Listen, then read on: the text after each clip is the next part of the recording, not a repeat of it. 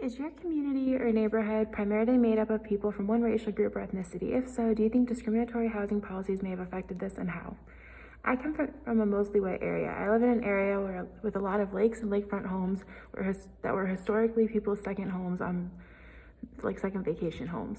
A lot of people in the area are in homes that have been passed down for generations, and many people don't leave Clarkston.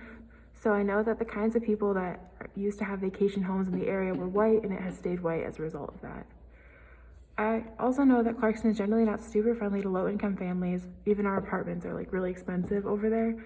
But we're right next to Waterford, Michigan, which has a lot of low-income housing, and people tend to just go there if they're looking for a cheaper option. If your community and or school are racially segregated, has this resulted in fewer interracial friendships? What are the consequences of missing out on cross-racial friendships? For people that only have a community within their school or neighborhoods and aren't involved in outside activities, it's easy just to group up with the people that you're in close proximity with.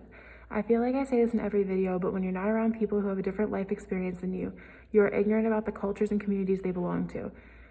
That includes not having an understanding of the problems within those communities and the ways you might possibly contribute to it. It's also easier to ignore situations and people that don't feel relevant to you and you don't have a relationship or any scope of knowledge about it. What do you think of Rothstein's reasoning? What would we propose a remedy to the situation? He feels really knowledgeable about the history relating to this topic, and I feel like he approached it with a relatively holistic view on the different components of de facto segregation. I don't know how feasible of a solution it is, but to me it sounds like offering more public housing in areas that aren't always typically where low-income housing would go, and incorporating a system in place that stops price gouging in the home industry. That might help. I think it's also important to incorporate the voices of minorities into decision-making on the housing laws because they offer perspective that can ensure that those members' communities aren't being overlooked.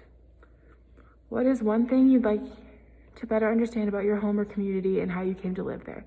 I know that I live in Clarkston for the same reason that I said a lot of people do. My parents grew up there.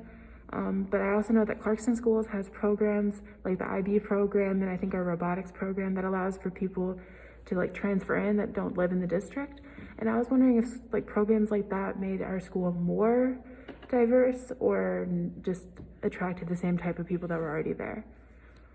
What are the unanswered questions you have after reviewing this documentary? I think it would be interesting to see the view of a person who lived in a primarily Black community and their opinions on the issue. I just think that since the speaker is educated, that doesn't mean that they have a complete and total understanding of the situation. So I wonder what a person with a different background would have to say about it.